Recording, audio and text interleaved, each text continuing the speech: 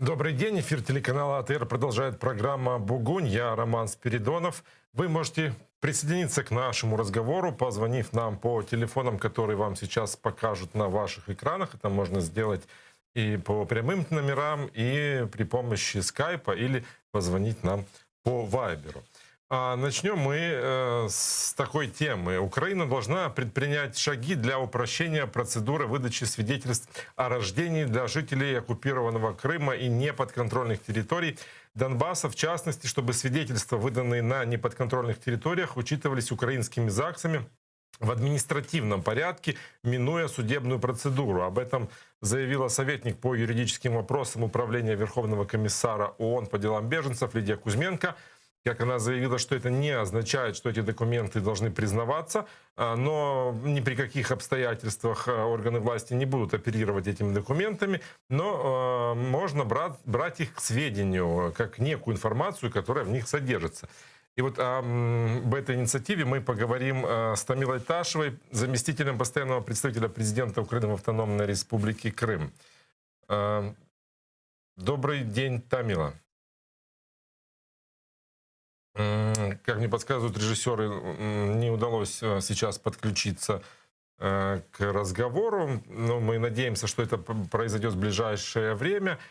Тем не менее, мы будем продолжать наш эфир и говорить на эту тему, поскольку сегодня эта проблема действительно серьезная, и многие крымчане, живущие на оккупированной территории, сталкиваются с тем, что чтобы получить украинское свидетельство о рождении ребенка, нужно выезжать на материк и в судах доказывать его, и получать его в судах. И как мне подсказали, что уже Тамила Ташева с нами на связи.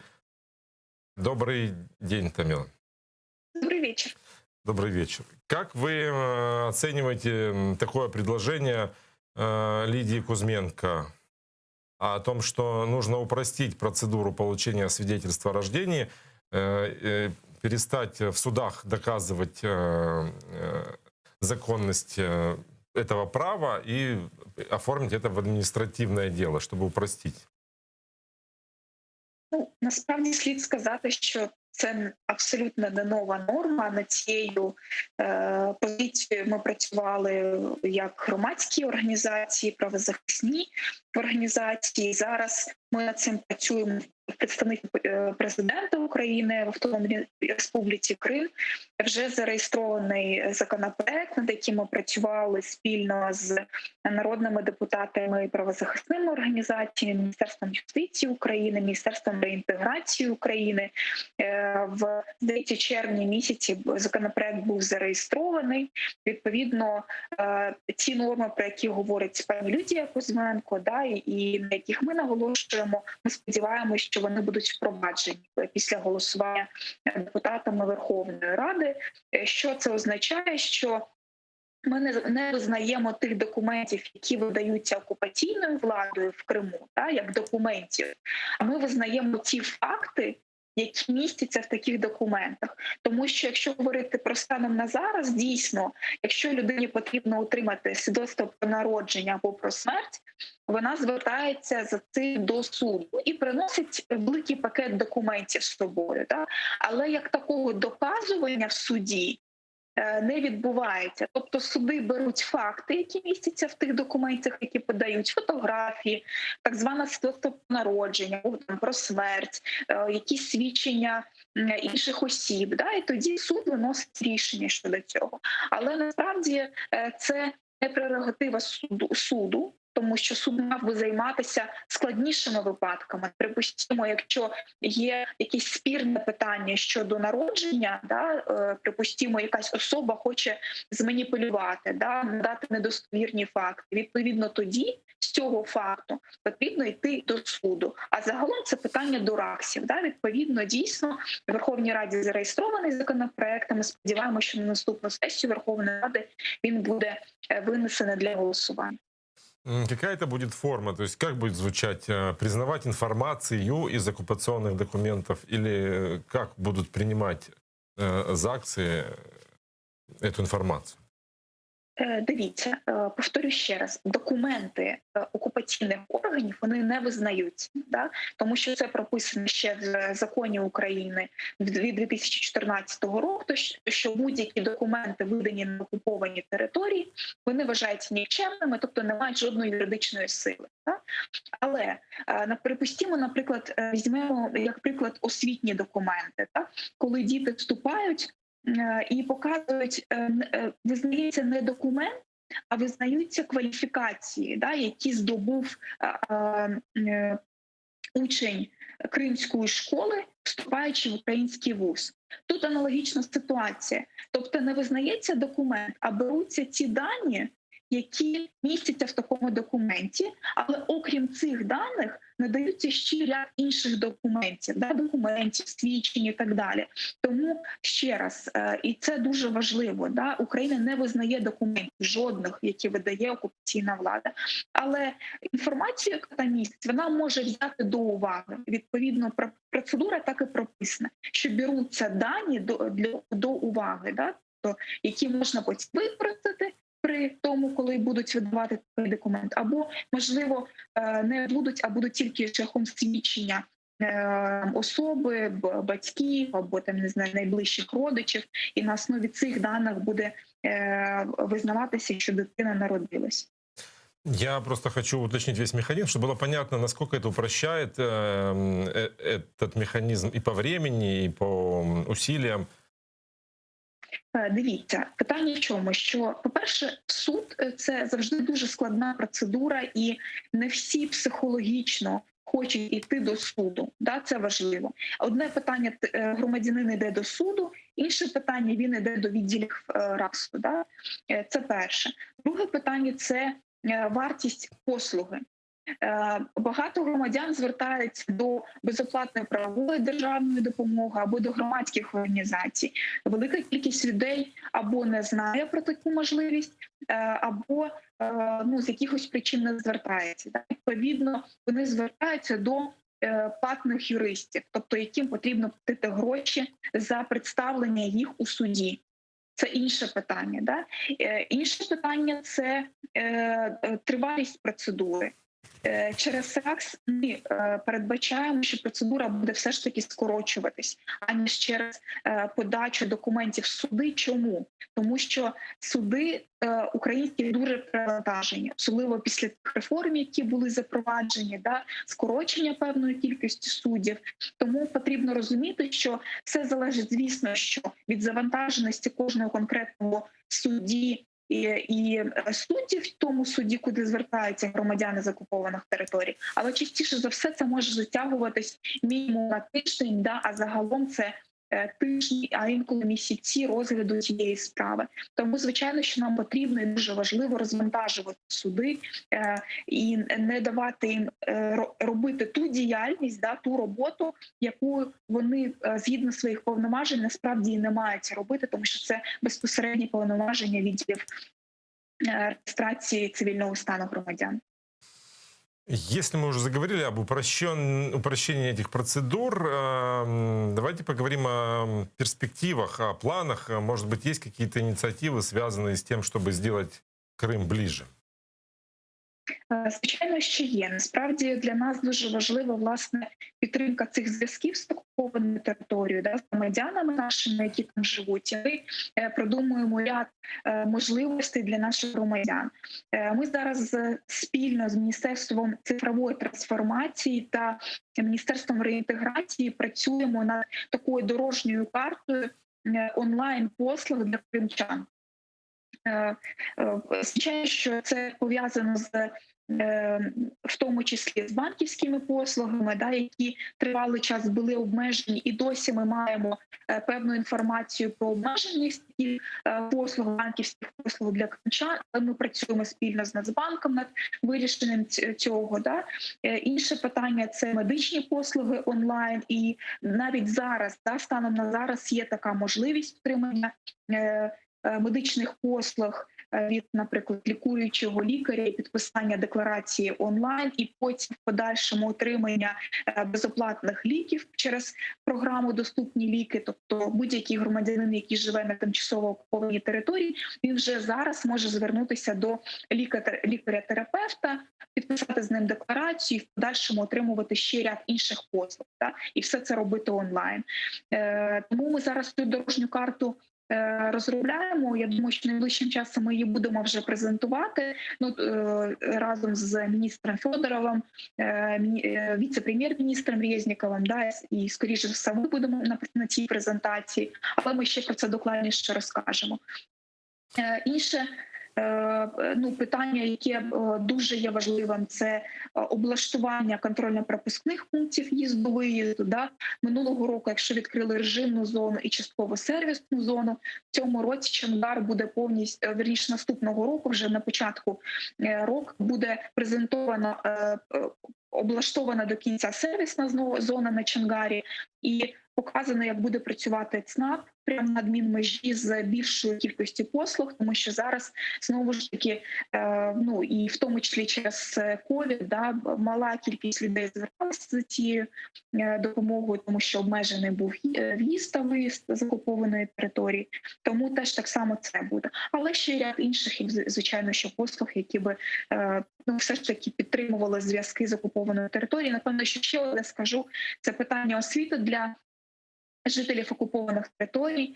Це було дуже важливо, що президент підписав закон, яким уможливив дітям з окупованих територій вступати в будь-який навчальний заклад України безкоштовно, без вступних фактично іспитів. І наступного року зараз планується зробити так само. І ми сподіваємося, що з бюджетом все буде нормально.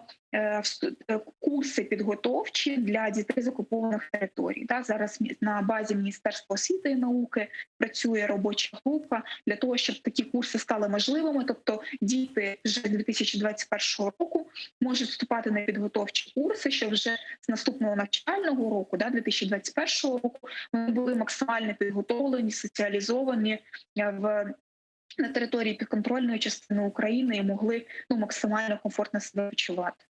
Раз мы уже заговорили об образовании, на самом деле представители вузов, которые принимают детей из оккупированного Крыма, они достаточно критично восприняли инициативу по этим подготовительным курсам, потому что они там восприняли как один еще такой барьер для поступления. Они сказали, и так сложно проходила эта вступительная кампания, тут связанные с коронавирусом в том числе, а тут нужно будет еще и какие-то курсы проходить. Вот как учитывается вот этот аспект доступности при организации этих курсов?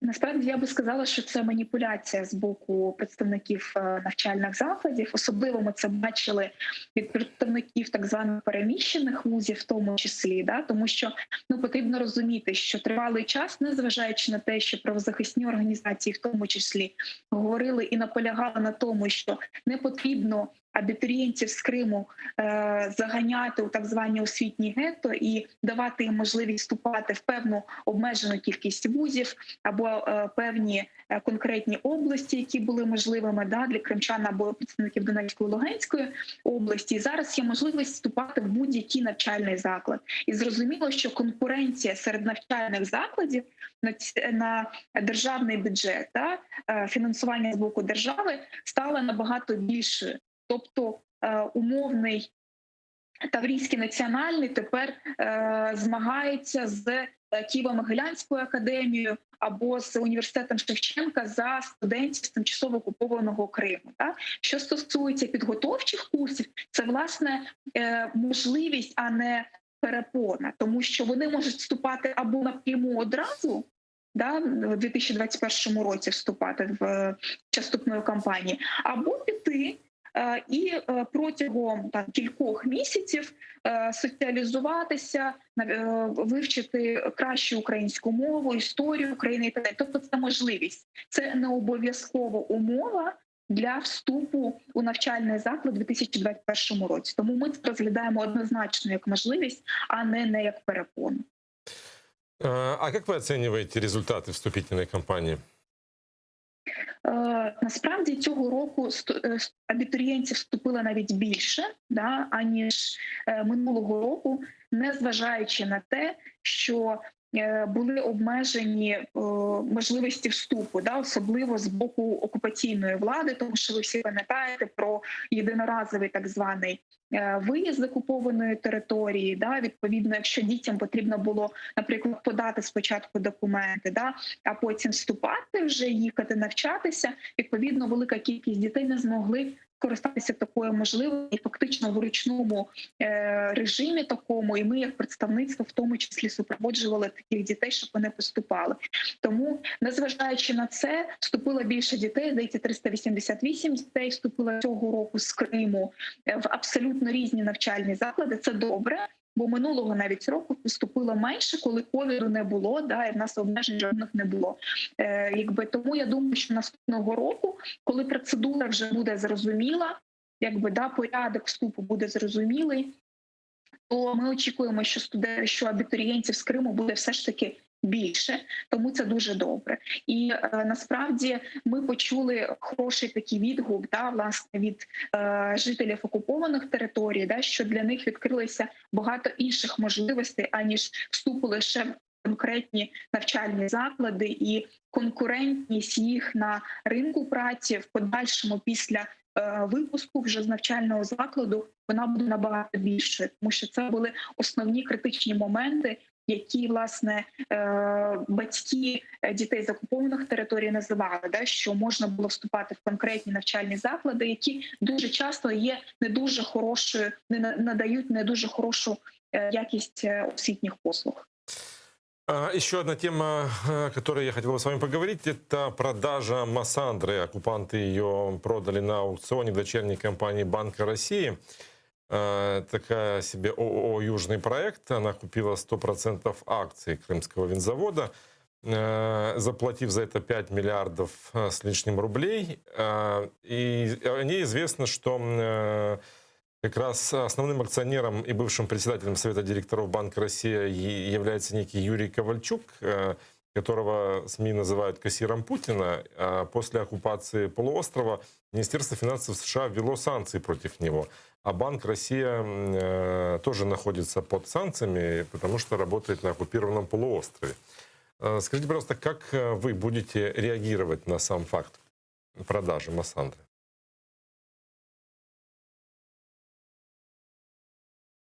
Тамила, вы меня слышите? Я вас погано чую. Хочу услышать ваш комментарий по поводу продажи Массандры. Как мы будем реагировать на это? Насправді ще в кінці, здається, серпня місяця представництво президента України в Автономній Республіці Крим звернулося до прокуратури Автономної Республіки Крим щодо взагалі виставлення на так званий аукціон української Массандри. І вже прокуратура Автономної Республіки Крим відреагувала і почала кримінальне провадження щодо цих фактів незаконної націоналізації.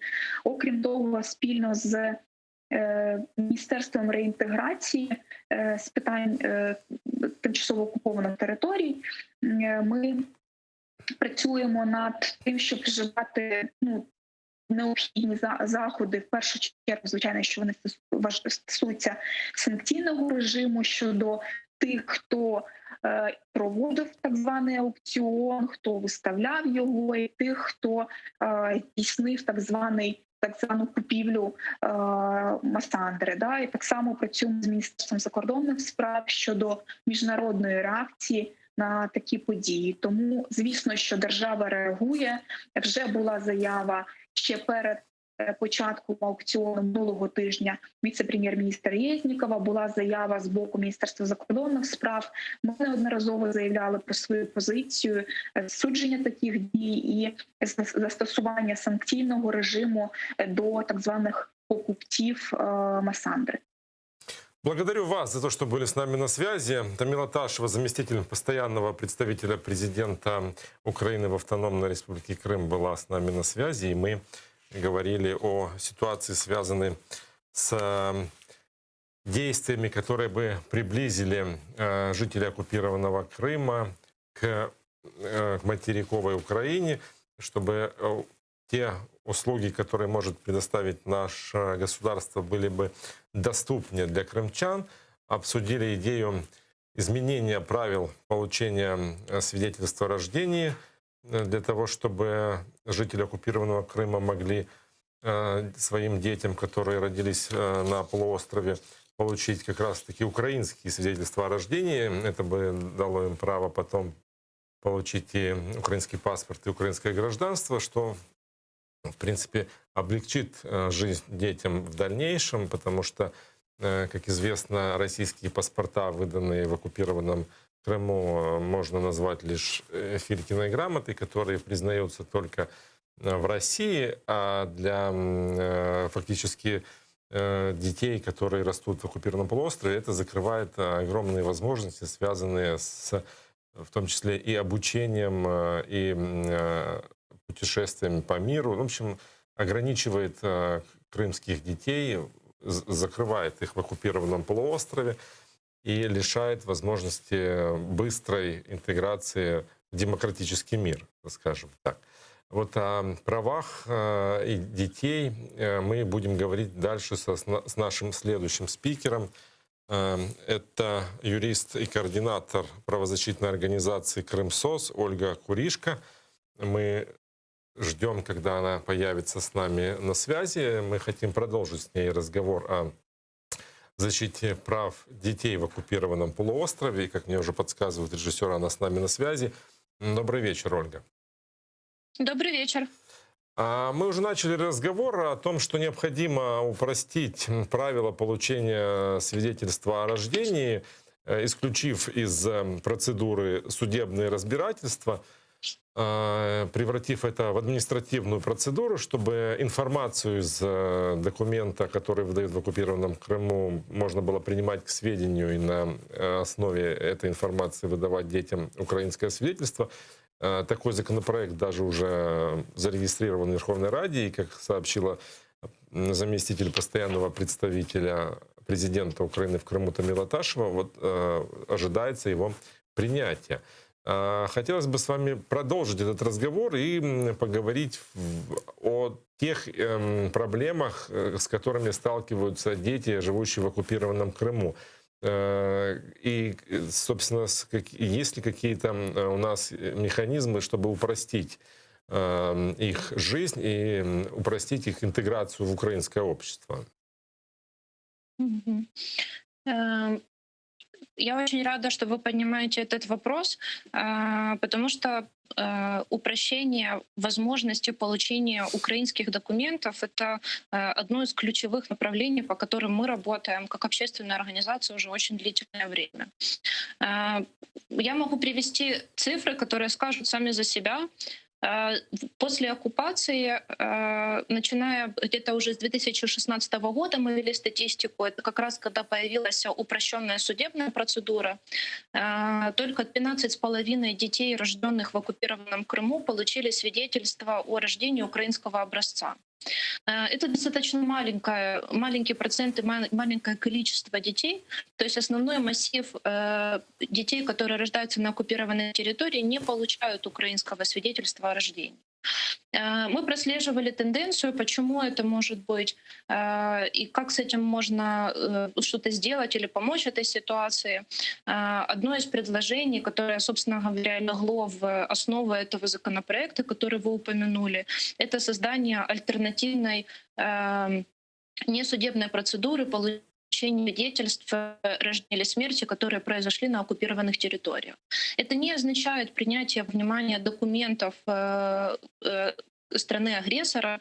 Это означает то, что информация, которая отображена в этих документах, брать во внимание органами государственной власти для подтверждения фактов, которые произошли на оккупированной территории. Почему свидетельство о рождении, получение его очень важно? Это первый документ потом даст возможность получения документа, который подтверждает личность и гражданство. Это получение паспорта гражданина Украины. Потому что через некоторое время дети будут подрастать, и из тех документов, которые у них будут на руках, это будут только оккупационные документы, и потом паспортизация их будет очень и очень проблематична, поскольку у них не будет украинских документов на руках. Если Украина, конечно, не спростит процедуру получения этих документов. Но ведь к этой идее пришли, я так понимаю, спустя много-много лет. А почему так долго к этому шли? Шли к этому долго, потому что длительный период не знали, что с этим делать. Брали разные практики, которые существовали в других государствах, которые оказались в подобных ситуациях. Поэтому взяли как бы альтернативный вариант, это судебная процедура, и основывались на так называемых намибийских исключениях. Это, я думаю, что достаточно известное решение Европейского суда по правам человека, где Европейский суд впервые определил возможность или признания документов, или признания информации, которая выдана государством-оккупантом с целью в первую очередь защиты прав и основоположных свобод людей, которые остались в оккупации. Только в 2016 году это была создана упрощенная процедура после очень длительных коммуникаций с судами, поскольку суды — это практически первые органы, которые начали брать документы, которые выданы в оккупации. Они просто не знали, что с ними делать, не было судебной практики. Через некоторое время, когда уже эта процедура была опробована, начали мы говорить про то, что необходимо делать административную процедуру, но сейчас, к сожалению, нету и политическая воля, наверное, и понимание со стороны органов исполнительной власти, например, Министерства юстиции, о необходимости создания вот такой вот административной процедуры. Поэтому мы очень надеемся на этот законопроект, но очень есть много моментов негативных касательно его продвижения. Если говорить о других проблемах, с которыми сталкиваются дети в оккупированном Крыму, ну и, впрочем, и не только дети, их родители, вот какие основные проблемы, с которыми они приезжают сюда, на материк, и, возможно, обращаются к вам, чтобы с вашей помощью их решить? Самые распространенные проблемы, или, скажем так, затребуемые услуги на консультации — это получение паспортных документов, паспорта гражданина Украины и паспорта для выезда за границу. Эти документы, например, паспорт нужен в последующем для получения в первую очередь образования. Как вы знаете, у нас прошла вступительная кампания 2020, и дети с оккупированных территорий могли поступать по упрощенной процедуре без паспорта, но потом впоследствии они как бы должны получить паспорт гражданина Украины. Здесь были моменты касательно предоставления документов, то есть определенного перечня документов. Иногда у детей не было этих документов, и поэтому процесс получения паспорта затягивался. Второй момент, который сейчас очень набирает больших масштабов, особенно в связи с карантинными ограничениями на пересечение через административную границу, это отсутствие возможности внесения в паспортный документ зарегистрированного места проживания. Сейчас дети, которые впервые получают паспорта, там не отображается информация про зарегистрированное место жительства на оккупированной территории. Они получают ID-карточки, и на них нет информации про их место проживания. Там стоит просто прочерк. К этому ID-карточке выдают такую распечатку с единого демографического реестра. Да. И в последующем возникают ряд вопросов. Например, смотрите, Ребенок получил этот паспорт, а потом ему необходимо обратиться в соцзащиту для того, чтобы получить справку переселенца. Как правило, все ориентируются на зарегистрированное место проживания, потому что это подтверждает то, что человек проживал на оккупированной территории, вот сейчас переехал.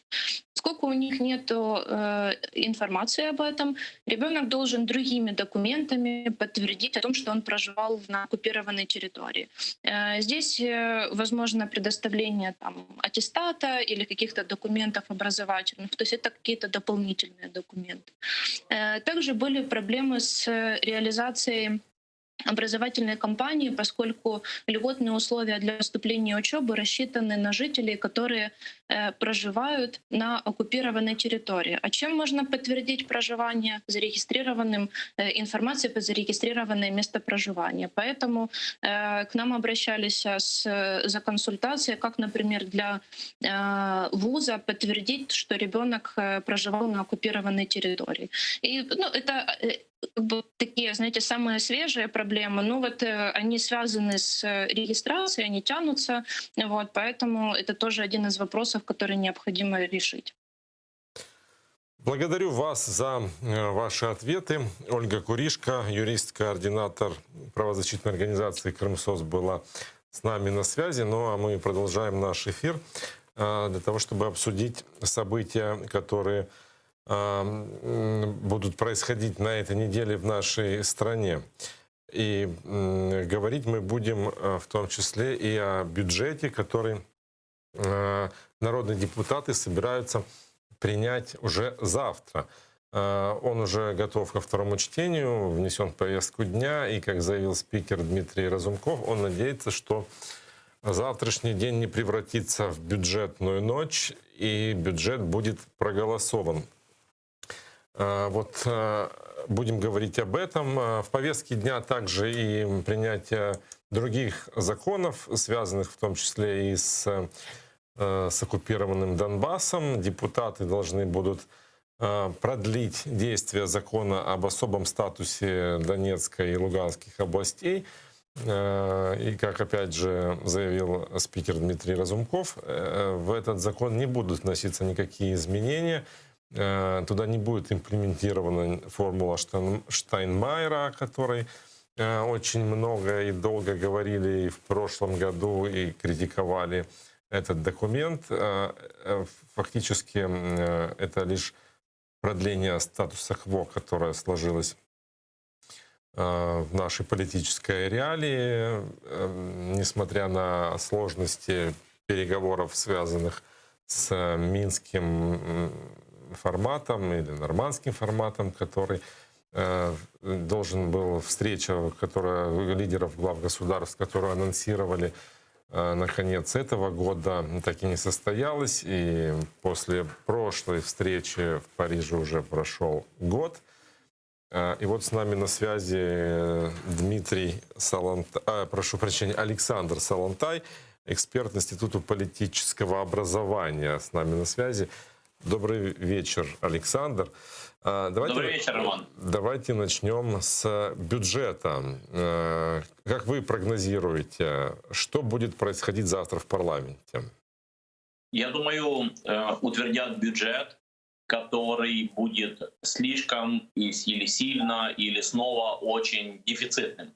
То есть бюджет, в котором не признают жизнь по доходам, думаю, оставят традицию, которая в Украине есть, все-таки в бюджете рисовать не реалистичные данные, сколько у нас реально денег существует, а такой оптимизм закладывать, что вот на что бы мы потратили деньги, если бы у нас эти деньги были бы. И так у нас из года в год в бюджете пишутся дополнительные строки, рядки, цифры на все разные хорошие инициативы, хорошие программы, но потом в конце года не исполняются, потому что нет этих денег, нет такого количества денег. Но зато в бюджете они были. А чем чреват такой популизм? Ручным управлением. Знаете, когда у тебя реально доходу на 500, а ты пишешь в бюджете 1000, то ты же понимаешь, что каждой второй цифры у тебя не существует. И как тогда жить? Когда ты понимаешь, что у тебя все равно только 500, а тебе придет да, тебе в документах 1000, да, и приходят к тебе люди как на 1000 и говорят, вот, ну давай, финансируй, а у тебя только 500. Значит, ты будешь финансировать не по документу, а в ручном режиме, то есть думать, так, это дам, это не дам, эти 100 закрою, эти 100 не закрою, чтобы выйти в конце концов на 500, потому что, ну, если ты начнешь давать всем поровну, всем пропорционально, то в конце года просто все остановится, ничего не будет доделано до конца. Но ручное управление — это фактически коррупция, или я не прав? Это такая политическая скорее, то есть не коррупция юридическая, а такая политическая, но это даже не коррупция, это такой постоянный дефицит, постоянный такой ручник, когда тем дам, тем не дам, и потом кому даешь в первую очередь? Защищенным статьям. То есть в первую очередь финансируются те, кому ты не можешь не дать. Это заработные платы, это энергоносители, это коммунальные услуги, ну и так дальше. То есть у нас фактически такие большие дефициты в бюджете, что нельзя до конца сказать, какой же у нас точный бюджет. Но этот бюджет, он же согласован с МВФ, и он в пределах допустимого. МВФ интересует вопрос сотрудничества и возвращения тех кредитов, которые МВФ дала. Но МВФ не единственный кредитор, и согласование формальное и согласование реальное тоже две разные истории. Ну, смотрите, Международный валютный фонд в условиях того, что фактически сейчас держит на паузе вливание денег в Украину, пусть даже кредитных, пусть даже тех, которые надо одалживать, он не может как-то особо сильно диктовать условия того, каким должен быть госбюджет. Но тут есть еще и проблема с бюджетом нынешнего года, 200 с лишним миллиардов. Вроде бы звучат оптимистические заявления наших чиновников о том, что мы выполним этот бюджет. Вот насколько реалистичны эти заявления?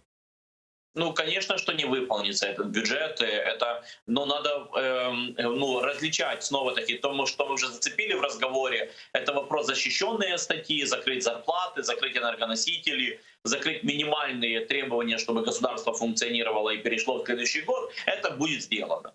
А профинансировать все программы, которые заложены в бюджет, не удастся, и это же не вопрос 2020 года, а это вопросы и 2019, и 2018, и 2017, и раньше годов. То есть у нас такой оптимизм постоянно, записывание в бюджет то, что потом в конце концов не финансируется. Это такая переходящая, кочевая эстафета от власти до власти, от премьера до премьера, от президента до президента. И грешат это в первую очередь одновременно две стороны. Первая сторона — это политики, которые хотят иметь возможность потом иметь эти ручные режимы. Вот. А вторая — общество, которое не готово слышать, что нет у нас этих денег на такое количество социальных программ или разных программ помощи и благоденствия. Как вы оцениваете бюджет 2021 года? Как бы вы его охарактеризовали?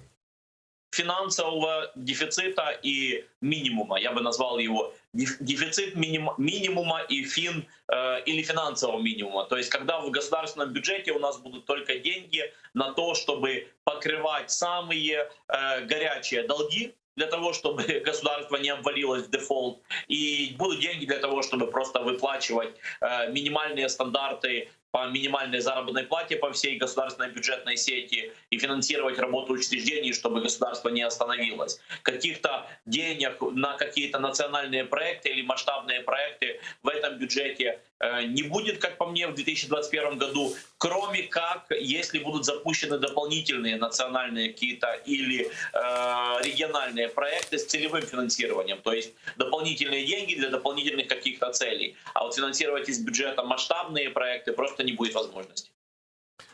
Значит ли это, что завтра в зале будут жаркие дебаты, поскольку не всем будет хватать, и будут группы, которые будут влиять на перераспределение статей? Роман, я думаю, пойдут другим путем. Возьмут и перенесут эту дискуссию на будущее, а завтра просто каждую группу и каждую тусовку депутатов удовлетворят, таки внеся в бюджет все, что они хотят, для того, чтобы бюджет проголосовать. И таким образом фактически депутаты будут рады, что их строчки, их возможности, их соцэкономы, их округа, оно все в бюджете есть. Притом будут не понимать, что на самом деле они как бы полуобманули сами себя, потому что почему полуобманули? Потому что, как бы сказать, что полный обман, что вообще ничего не достигли, тоже нельзя, потому что как бы у них радость, что они записали в бюджет то, что они хотели. Но почему все-таки обманули, они победили? Потому что теперь они же сами, увеличивая этот дефицит, ставят себя в зависимость от кабинета министров, которым они на самом деле должны были руководить. То есть получится, что они фактически передают власть в бюджетном процессе самому кабинету министров, хотя, как известно, кабинет министров государственный бюджет не утверждает, а бюджет это полностью в руках народных депутатов. Если народные депутаты хотели бы утвердить реальный бюджет, им надо было бы сделать наоборот, сделать бюджет, в котором будет минимум разных статей, но зато будет понятно, что все деньги, которые придут, они пойдут именно на это. Да, кабинет министров не сможет никаких других инициатив предлагать, кроме как дополнительные деньги распределять. Но это всегда такая традиционная политическая история, когда в парламенте берут весы интересы округов и интересы узкие, когда каждый говорит и думает, что я самый умный, я запишу сейчас туда свои интересы в бюджет, а потом договорюсь. А потом вот именно меня не кинут, а вот именно мой округ, а вот именно мою программу, вот именно ее профинансируют. А вот других, да, других может да, а вот я нет. Вот, так, и это такое повторяется из года в год. так это же получается профанация и не бюджет, а Филькина грамота. Это наша система. И нельзя же сказать, Роман, что это возникло сейчас, в этом году. Если проанализировать и посмотреть, как это было в прошлых годах при разных властях, это же одно и то же. То есть, я могу критически разве сказать, что мало что поменялось. Вот, в этом могу согласиться. А сказать, что вот это вот у них какая-то в этом году не такая система, как было в прошлых годах, никак не могу. К сожалению, анализирую и просматриваю, как это было в разные периоды. И то, что растет, и то, что меняется, действительно изменяется, оно не в лучшую сторону, и оно не зависит от народных депутатов. Как известно, долг нашей страны растет из года в год. И чем больше долг, чем больше одалживали совокупно все, то тем большая нагрузка на государственный бюджет отдавать этот долг. И мы уже достигли вот этих рекордных, мы каждый год бьем рекорд по количеству денег, которые закладываются в бюджете только для того, чтобы отдать прошлые долги. И это ж нарастает и нарастает, нарастает. Да, в этом году это хуже, чем в прошлые года. Но это последствия прошлых годов. И, к сожалению, я вижу, что в бюджете 2021 года, я так понимаю, мы будем продолжать одалживаться и надеяться на одолжение, на одалживание, вот на кредиты. Это, конечно, меня лично не радует. Но у этого есть какой-то предел, когда он растет уже как критическая масса, ведь по большому счету, если исследовать этим путем, это может привести и к социальному взрыву. Финансовый предел, это слово дефолт, оно много раз звучало в вашей студии, о том, что когда уже количество долгов такое большое, количество кредитов такое огромное, что нет денег ни их обслуживать, отдавать проценты, не вернуть в обозримом будущем, то тогда фирма называется банкротство, а государство называется дефолт. В общем, такие нерадужные перспективы. Но давайте... Угроза дефолта над Украиной уже пару раз за последние 4 года зависала очень остро. Первый раз это стало, когда после Яценюка стал премьер-министром Гройсман. Он тогда вышел на европейские облигации, и экономика тогда продолжала расти. Благодаря этому Украина с этого вышла. Второй раз это очень остро и сильно в прошлом году всплыло, и в этом году, в начале года, тогда, когда было непонятно, как ударит коронавирус и экономический кризис. И вот фактически мы всерьез, я думаю, в 2021 году будем снова обсуждать тему дефолта и от того, на каких условиях страна будет одалживаться, и на то, какие это будут, собственно, в какие периоды эти одолжения будут. Мы с вами, думаю, в студии еще обсудим этот бюджет, и то, будет или не будет дефолт в нашей стране. Завтра депутаты планируют рассмотреть еще один закон об особом статусе Донецкой и Луганской областей. Ваши прогнозы, как это будет проходить? Я надеюсь, что Верховная Рада утвердит этот закон про особенности местного самоуправления в Донецкой и Луганской области, как и это делали Верховные Рады прошлых двух созывов. Первый раз это сделала Верховная Рада еще под руководством Турчинова. Второй раз, второй парламент, который это делал 4 раза или 5, сколько каждый год продолжал, это была Верховная Рада уже времен Гройсмана и Порубия. Эта Верховная Рада под спикерством Разумкова это уже делала в прошлом году. И я надеюсь, что они сделают это снова. Что именно? То есть снова возьмут тот же закон, который называется про особливості місцевого самоврядування в окремих районах Донецької та Луганської области. Это особенные районы, особенное самоуправление, это оккупированные территории ДНР, ЛНР, в которых этот закон всегда остается исключительно теорией. Но благодаря тому, что он принимается как закон в дипломатических переговорах, на территории освобожденной во всем цивилизованном мире, Украина имеет возможность показать цивилизованный закон, в котором очень крутые, очень серьезные права местного самоуправления.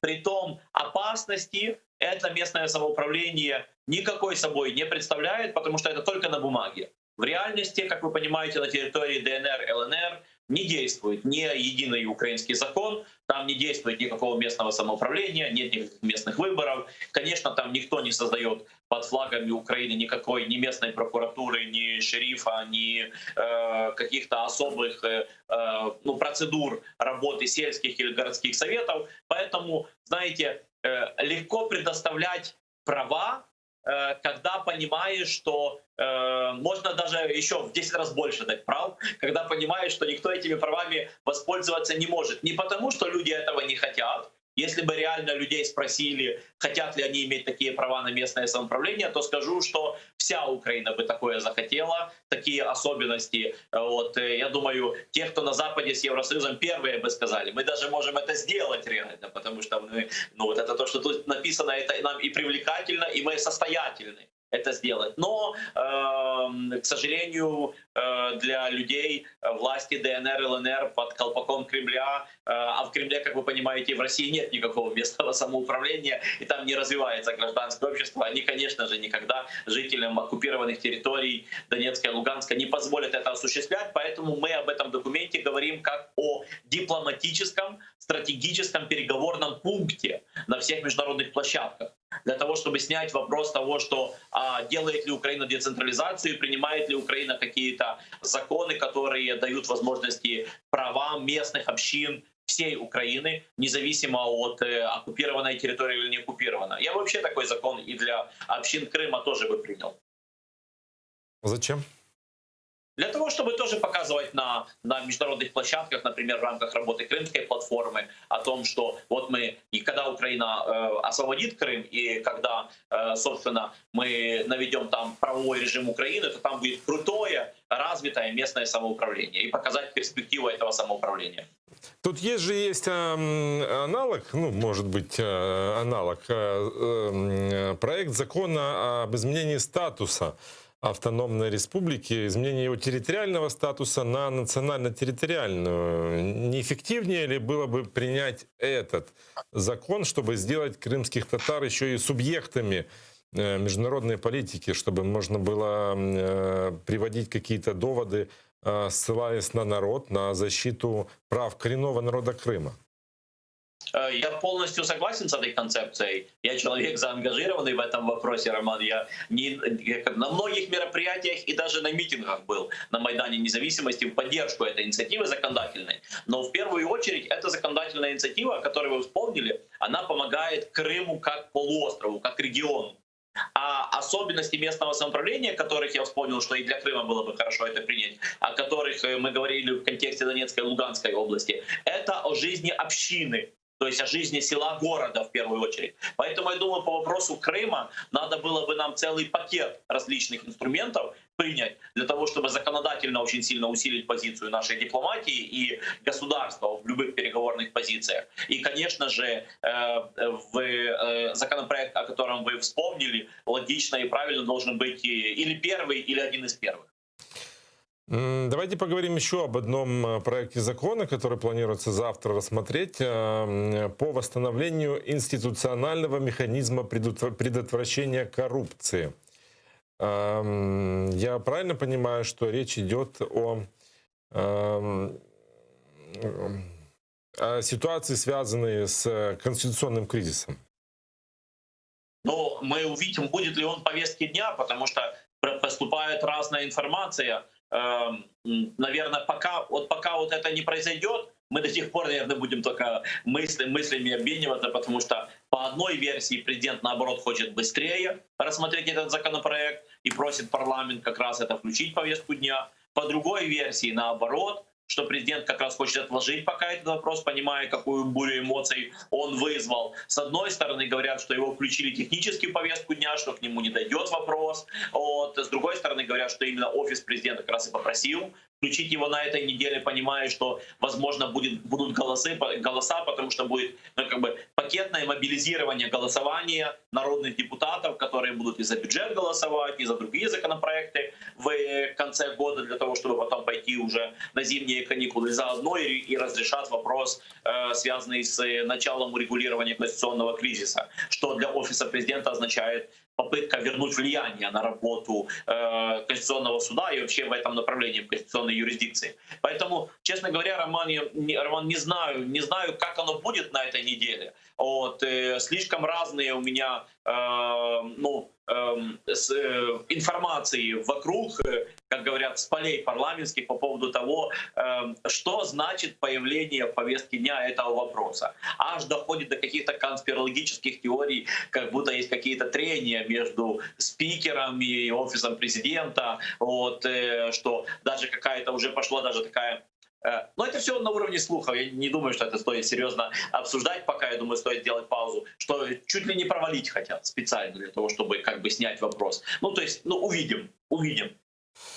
Ну, конечно, увидим. Просто всегда удивляешься, когда наблюдаешь за тем, что происходит, когда ведь этот кризис, он уже длится достаточно долго, а никаких действий по его урегулированию мы не видим. Мы видели решительную попытку игнорировать решение Конституционного суда, да, или там чуть не отправить всех в отставку. Ну, то есть такие не совсем конституционные способы. Потом это как-то все утихло, давайте будем придумывать какие-то варианты. И вот эти варианты до сих пор придумываются. На прошлой неделе было заключение Венецианской комиссии, которая раскритиковала решение Конституционного суда. Но при этом, как сами судьи сказали, там ничего не было сказано о необходимости их менять. И вот мы по-прежнему живем в таком состоянии с неработающим НАЗК. Ну, Роман, смотрите, у нас есть как бы два понимания понятия и природы возникновения конституционного кризиса. Короткий период, тот, который возник сейчас, в последнее время, и глубокий период. Короткий, связанный с тем, что Конституционный суд как бы нанес удар по декларированию, и это как бы один из очередных ударов, который нанес КСУ по системе борьбы с коррупцией, которую как бы-то тяжело выстраивает Украина. И вот тут Конституционный суд, вместо того, чтобы помогать выстраивать борьбу с коррупцией, как бы стал на сторону коррупционеров. И вот это все, что связано с этим эпизодом декларирования. Но в этом контексте стоит вспомнить, что Верховная Рада не так давно приняла фактически новое законодательство об этом вопросе. Если мы говорим чисто о вот вопросе декларирования и правовой неопределенности, которую фактически создал Конституционный суд, то как бы вопрос развязан. А если мы говорим о том, что вообще стоит вопрос глубже, о том, что у нас происходит с Конституционным судом вообще как таковым, и почему он то играет роль заторов, то создателей политических кризисов, то наоборот развязывает как-то политические кризисы, и это происходит очень быстро, молниеносно, как это было в прошлом году, когда Конституционный суд разрешил несрочные парламентские выборы за 2 месяца до срочных парламентских выборов, и у нас в результате голосования по выборах Верховной Рады было не в октябре, а в июле. Вот, то есть, если глобально копнуть вообще о том, что собой представляет Конституционный суд, то я считаю, что он у нас в кризисе с момента его основания. Ну, я напомню, что он это предмет Конституции Украины времен Кучмы 96-го года, и с тех же 90-х годов Конституционный суд отжигал и продолжает отжигать вот разные самые прикольные вещи. Это мы сейчас, может, как бы молодые или политически активные люди в шоке, когда Конституционный суд отменяет декларирование. Вот. А для меня, как человека, который помнит, как Конституционный суд разрешал третий раз президенту баллотироваться в президенты, когда Конституционный суд возглавляли бывшие главы Янакиевского суда, которые полили папочку дел Януковича для того, чтобы никто не видел в подробностях его уголовное дело, где он и насиловал, и в группировке криминальной принимал участие. За то, что спалил суд, человек, судья, стает главой Конституционного суда. Ну, я как бы много анализирующий и видавший виды в этой политике, считаю, что просто наш Конституционный суд такой, как всегда, Конституционный суд, вот он наш Конституционный суд. Сразу видно, что это родной украинский Конституционный суд Украины. Резкий переход, может быть, как покажется, но хотелось бы с вами обсудить еще одну тему. По данным журналистов-расследователей, покушение на Алексея Навального в Томске совершила группа оперативников ФСБ, сопровождавшая его в поездках по России с 2017 года. А вот Bellingcat назвал их имена, и отравление было совершено группой из 8 оперативников Федеральной службы безопасности России, которые действовали под прикрытием Института криминалистики ФСБ. Это расследование основывается на анализе данных биллинга мобильных телефонов и баз данных авиапассажиров. Журналисты назвали, как я уже говорил, имена всех оперативников, участвовавших в покушении на Навального, их псевдонимы. И вот Bellingcat утверждает, что покушение в Томске уже было как минимум второй попыткой отравления Навального. 2 месяцами ранее, в начале июля, та же группа сотрудников ФСБ попыталась отравить оппозиционера в Калининграде. При этой попытке отравления пострадала его жена Юлия, а у нее симптомы тогда отравления проявились гораздо слабее. Казалось бы, ну, российская новость, там как бы никто, чему сильно удивляться, что при таком правителе и таком государстве ФСБшном могут действовать какие-то подпольные нелегальные группы убийц. Это мы знаем же на примере Солсбери, да, когда отправляли 2 любителей шпилей. Вот, но, тем не менее, ведь тут же существует и угроза, в том числе и нам, как мне кажется, потому что есть ли гарантии, что эти туристы под псевдонимами не прилетят к нам в страну, и, может быть, они уже и были здесь? Вот давайте попробуем поговорить, как нам быть в этой ситуации. Роман, я думаю, что заслуживают похвалу отчаянные журналисты и расследователи, которые показывают и собирают подобную информацию, которым удается установить такие факты. Сразу вспоминается еще также репортаж «Таймс», которые рассказывают о попытке добить Навального до отравления, вот уже после отравления в Омске, когда они хотели закончить свое дело. Вот. И это появление серии этих материалов до отравления, после отравления, которые показывают фактически системную деятельность ФСБ по устранению опасных людей для политической власти Кремля, подтверждает, что и ФСБ, и Кремль, и путинский режим, он эволюционирует, но не в лучшую сторону. Это называется деградирует, нет? Да, он деградирует. Да, ну вы правы. Это с точки зрения нас, цивилизованных людей, это деградирует. Вы правильно говорите, потому что с точки зрения вот своей имперской, вот этой вот шовинистической такой всевластия и давления над человеком, то я это имею в виду, что они стают только все хуже. И я уверен, что они давно работают на территории Украины. Я уверен, что когда мы рассматриваем вопросы дестабилизации в Украине, серии убийств, терактов, то минимум часть из этих процессов — это прямое прямое дело рук представителей ФСБ. Вот. Иногда это явные вещи. Достаточно вспомнить бойцов чеченского батальона добровольческого на линии фронта и их гибель в различных ситуациях. Достаточно вспомнить террористические акты, связанные с разведкой вооруженных сил Украины. То есть мы видим, что это вопрос не только вашей профессии, вопросы журналистов, хотя я уверен, что и часть терактов, связанных с представителями вашей профессии, это от того же поля ягоды и тех же дело рук тех же людей. Вот, и, к сожалению, мне кажется, Украина давно проходное поле, и здесь себя хорошо и уютно чувствуют различные исполнители спецопераций, которые работают, как мы видим, во всем мире. Достаточно вспомнить за последние 10 лет спецоперации этих же ФСБшников. Вы вспоминали Великобританию, я бы вспомнил другие страны, это и Турция, и Сирия, и Оман, и, то есть это и Восточная Европа. То есть я так понимаю, что руки в ФСБ, как у КГБ, остались или продолжают расти долгие, и Украина точно на территории их шаховой доски. И я думаю, что нам очень-очень далеко до того, чтобы сказать, что наша служба безопасности, наши органы контролируют здесь ситуацию. И если что-то здесь происходит, то это как единичное нападение, а не системная деятельность на территории нашей страны органов соседней Российской Федерации. К сожалению, я уверен, что мы давно не в безопасности, и вернее даже не так. Мы всегда все эти годы были в опасности, и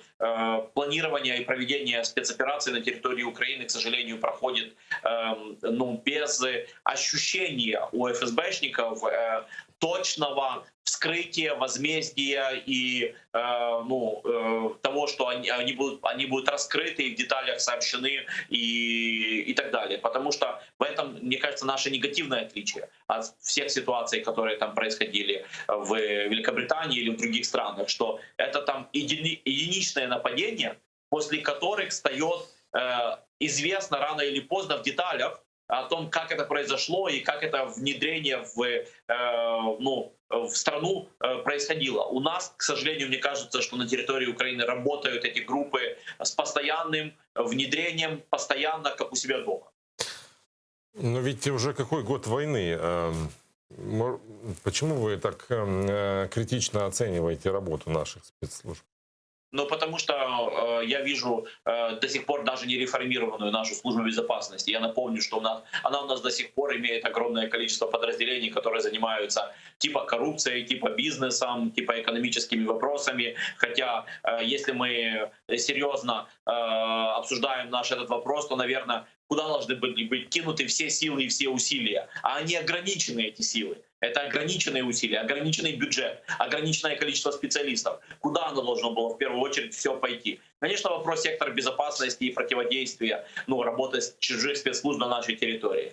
Мы этого не видим, мы видим, что какая-то часть сил отвлекается совсем не туда, там, где вообще СБУ не должно было бы работать, а оно работает по старинке. Это первый вопрос. То есть вопрос базы институционального реформирования организации. Оно не произошло. Вопрос другой, практически оперативный. Как часто мы с вами обсуждаем в студии новости о раскрытии того или другого завербованного агента, шпиона, боевика, диверсанта или исполнителя, или пособника в работе российских спецслужб за последний год. Как часто мы обсуждали какую-то подобную ситуацию или какого-то подобного человека. А мне кажется, что в условиях усилий, которые делают спецслужбы ФСБ на территории Украины, этот вопрос должен был бы быть каждый-месячный. А мы в вопросе в контексте года не можем вспомнить ни одной истории, где наши спецслужбы сработали или в наказание, или в упреждение, или в противодействие. Может, мы, конечно, не всего знаем.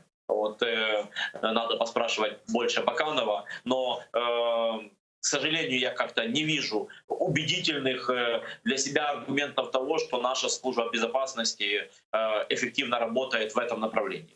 Я желаю, конечно, ей этой работы. Но Возвращаюсь назад, мне кажется, для организации этой правильной работы надо бы провести реформу службы безопасности, как просто, вообще, как для начала разговора, как для исполнения программы Зеленского, как для исполнения запроса общества, как для исполнения меморандума, подписанного всеми политическими силами, которые в парламент баллотировались и брали на себя эти обязательства реформы службы безопасности, установление гражданского контроля над службой безопасности, выделение нормального бюджета, оплаты труда этим специалистам, подключение нашей службы безопасности к работе служб глубоко, к служб безопасности и лучшим практикам всех мировых цивилизованных служб, у которых тот же враг, у которых та же линия фронта.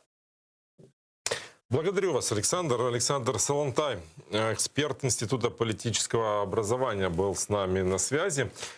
А сейчас мы перейдем к новостям из оккупированного Крыма.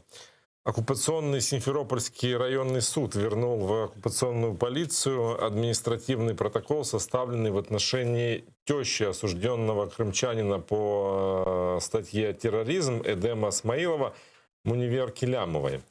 Протокол оккупационная полиция составила на нее из-за проведения одиночного пикета в Симферопольском районе, который оккупанты расценили как публичное мероприятие, которое нарушает указ оккупационного главы Крыма Сергея Аксенова о введении режима повышенной готовности. Ну, то есть коронавирусные ограничения теперь используются и в политическом преследовании, и любой протест, и любой одиночный пикет, который даже разрешен по российскому законодательству, воспринимается как нарушение оккупационных законов. Я напомню, что родственница Эдема Смаилова вышла с одиночным пикетом 16 сентября в селе Родниковое Симферопольского района. И это было в день вынесения приговора Эдему Смаилову, и тогда оккупанты признали его виновным в участии в террористической организации и приговорили к 3 годам колонии строгого режима с ограничением в 1 год. И поговорить об этом и о решении так называемого оккупационного суда мы хотим с адвокатом Лилией Гимиджи. Я надеюсь, она с нами уже на связи. Мне режиссер не подсказал. Да, есть. Лилия Гимиджи с нами на связи. Добрый вечер, Лилия Ханум. Добрый вечер. Расскажите, пожалуйста, подробности по поводу того решения, которое вынес так называемый Симферопольский районный суд. Вот вы сообщили на странице в Facebook о том, что этот суд вернул полицейским административный протокол. Значит ли это, что Мунивер Килямова может уже не опасаться преследования, или это будет как с Венерой Мустафаевой, его могут исправить и оштрафовать?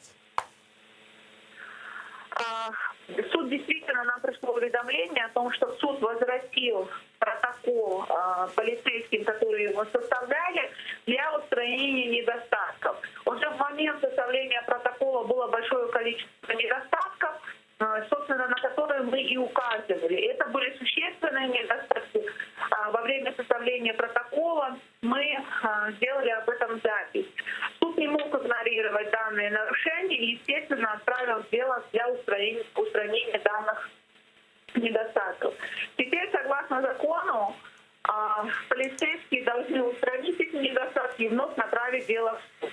Но, учитывая, что с момента так называемого административного правонарушения, то есть с момента выхода Мунивер Килямовой на одиночный пикет, прошло более 2 месяцев, то есть срок давности он уже превышен, поэтому полицейские, грамотные полицейские должны прекратить дело согласно соответствующей статье Кодекса об административных правонарушениях. Но, как мы видим на примере Венеры Мустафаевой, это не происходит.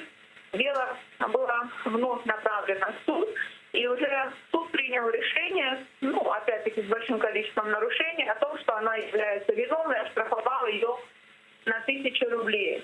В отношении Мунивер Килямовой не могу сказать, не могу спрогнозировать, насколько полицейские будут адекватными, будут следовать букве закона в части прекращения административного производства только лишь по срокам. Тем не менее, рассчитывать на такое, ну, наверное, в нынешних реалиях очень сложно.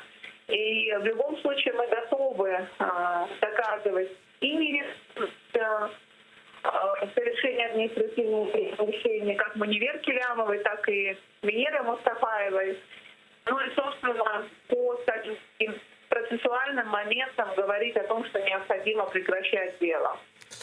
Как вы, в принципе, оцениваете эти административные протоколы? Это такая формальность, которую выполняют полицейские, потому что вот есть такое постановление? Или это все-таки в этом есть политическая подоплека? Во время составления протоколов в отношении одной и в отношении второй моей доверительности мы часто слышали о том, что это некий, скажем так, указивка сверху, о том, что необходимо привлечь, составить и так далее. И учитывая последние, скажем так, походы, профилактические беседы полицейских с активистами, которые выражают свое несогласие с ситуацией в Крыму посредством различных пикетов, различных мирных ненасильственных акций, то действительно есть определенные, скажем так, предположения о том, что наверху проводят профилактические мероприятия, проводят, скажем так, привлечение к ответственности именно для того, чтобы этих одиночных пикетов, этих акций несогласия не происходило в принципе. То есть, чтобы счастливая картинка, она оставалась везде, и чтобы подобные, скажем так, люди не портили эту картинку. Хотел с вами еще об одном деле поговорить. Тоже появилась информация со ссылкой на вас о том, что мусульманское общение Алушта вручили уведомление о составлении административного протокола. Соответствующее письмо направлено Руслану Эмир Валиеву. Несмотря на то, что община еще в октябре переизбрала председателя, теперь законным представителем организации является другой человек. А для составления протокола Эмир Валиева приглашает в управление Министерства юстиции в оккупированном Крыму. Это 13 числа, то есть это было вчера.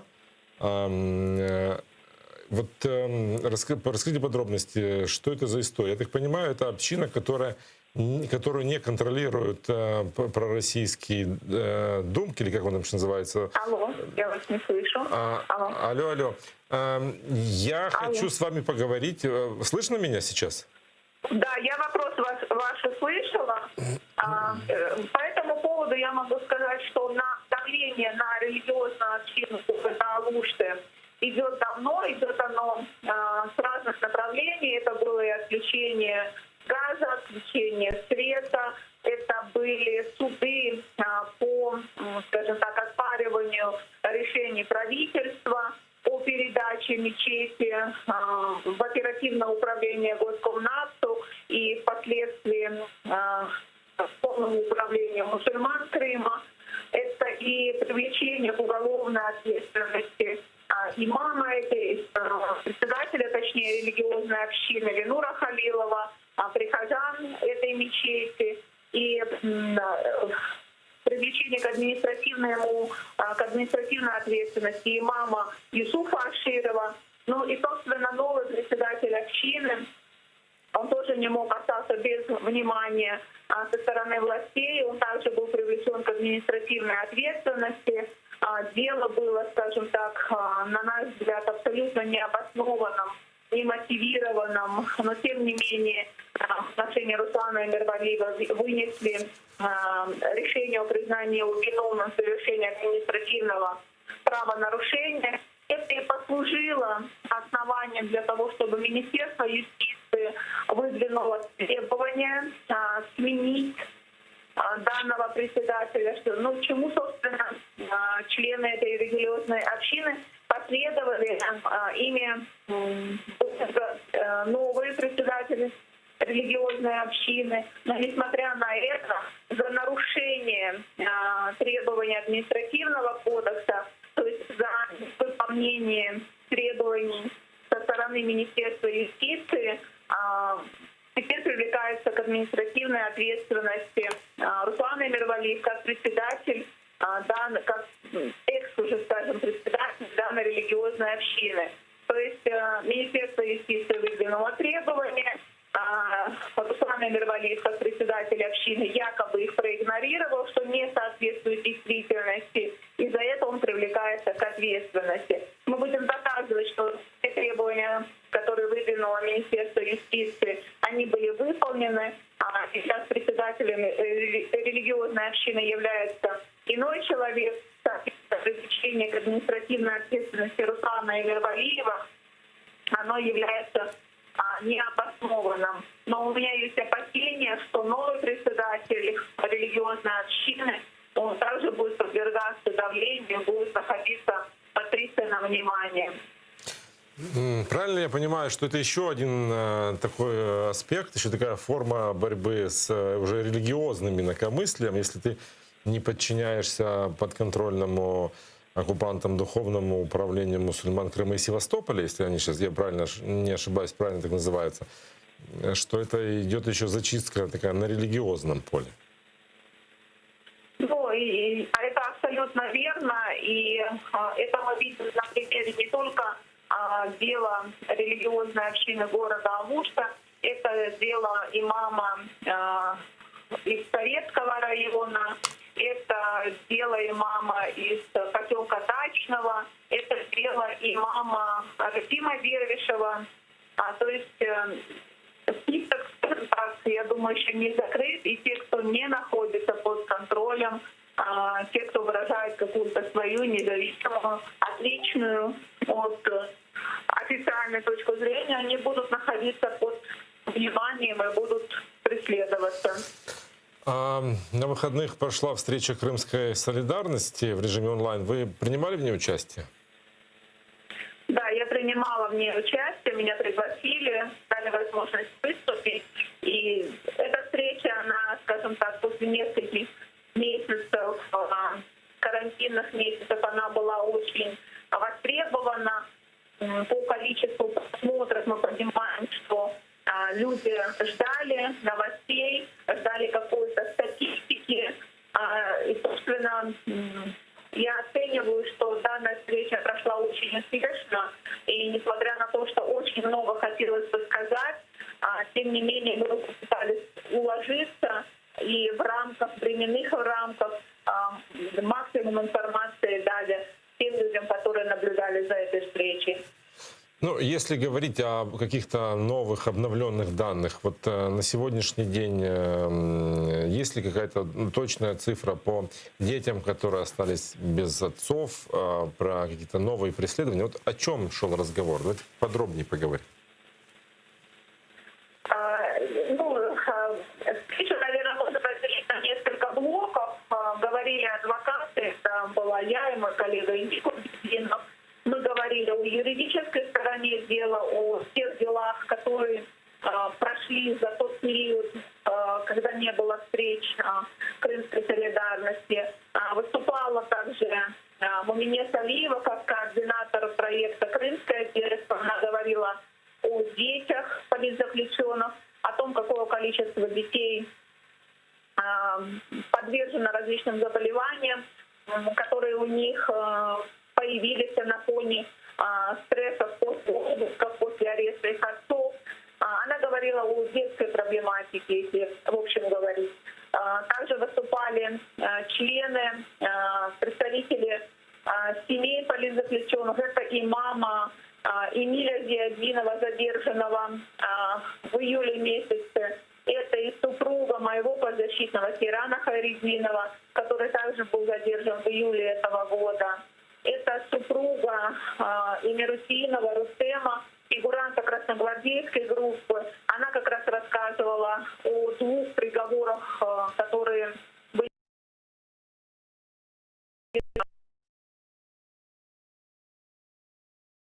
К счастью, один из них был оправдан. А 10 фигурантов продолжают оставаться в следственных изоляторах. Им вынесены огромные запредельные сроки. И новелла вынесения приговора в красногвардейской группе назначена 2 года отбывания в тюрьме. И только потом они отправятся отбывать остальной свой срок в колонии строгого режима. То есть, по сути, они будут ограничены. И учитывая, что они уже более года, практически 2 года находятся в следственном изоляторе, и еще столько же из тюрьмы, и только аж потом колония строгого режима. Вот. Ну, я так понимаю, Вроде что... никого не забыла из тех, кто выступал, да. Я так понимаю, что работы у вас не початый край, и, к сожалению, политически мотивированных дел не становится меньше. А чувствуете ли вы какую-то поддержку Украины в вашей работе? Вот как раз на этой онлайн-встрече выступал председатель Меджлиса крымско-татарского народа Рифат Чубаров, выступал его заместитель, который находится в Крыму, Нариман Джилялов, и выступал Искендер Бариев, это председатель Крымско-татарского ресурсного центра, и все они говорили о той работе, которую они ведут для освобождения политутников, говорили, какие усилия они прикладывают и что мешает им в скорейшем освобождении. С Искендером Бариевым и Рифатом Чубаровым была анонсирована акция, запущенная ими среди депутатов Верховной Рады Украины, депутат «Помоги политвязню», когда каждому депутату предлагается взять шефство над одним из политутников и продвигать его и на национальном, и на международном уровне, как юридически, так и информационно этот кейс, чтобы фамилии, которые, скажем так, находятся в списке, чтобы они оживали, чтобы эти истории, через истории конкретного политутника набирать как можно больше сторонников, готовых бороться за их освобождение. Благодарю вас за то, что были на связи с нами. Лилия Гимиджи, адвокат, нам рассказала о политических преследованиях на полуострове, о том, как прошло заседание Крымской солидарности, о том, какие проблемы сейчас есть у семей политических узников, о том, как работает с адвокатом, и о том, как на материке помогают бороться с оккупационным режимом на полуострове. Я напоминаю, что вы смотрите «Бугунь». Вы можете подключаться к нашему эфиру, позвонив по телефонам, которые вы сейчас видите на экране. Именно сейчас мы сделаем небольшой перерыв, а через 5 минут буквально вернемся в эту студию для того, чтобы продолжить разговор о самых актуальных темах, связанных с оккупированным Крымом и событиями, связанными с политической жизнью на материке. Оставайтесь с нами.